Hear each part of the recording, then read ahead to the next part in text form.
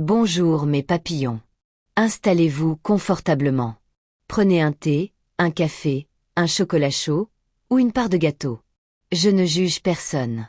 Enfin, sauf peut-être ceux qui mettent l'ananas sur les pizzas.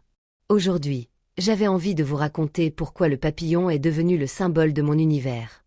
La réponse courte serait « Parce qu'ils sont magnifiques ».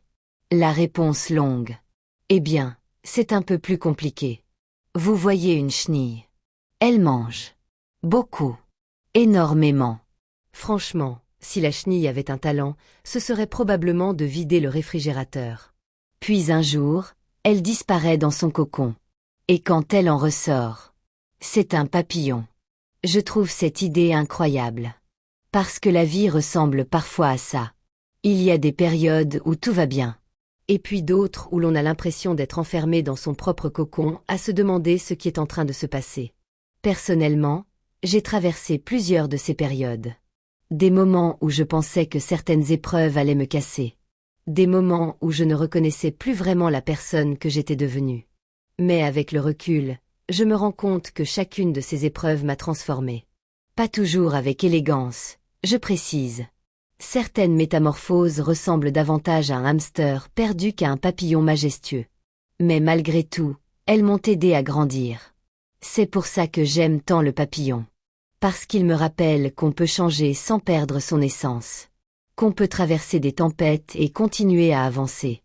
Et surtout qu'une fin est parfois simplement le début d'une nouvelle version de nous-mêmes.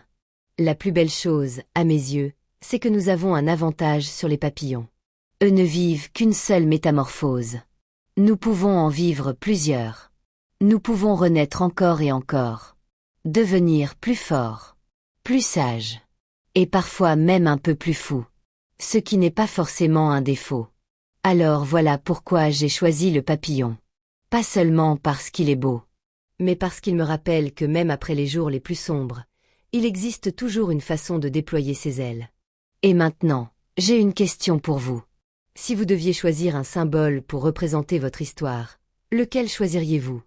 Un papillon? Une fleur? Un animal? Une étoile? Ou quelque chose d'autre?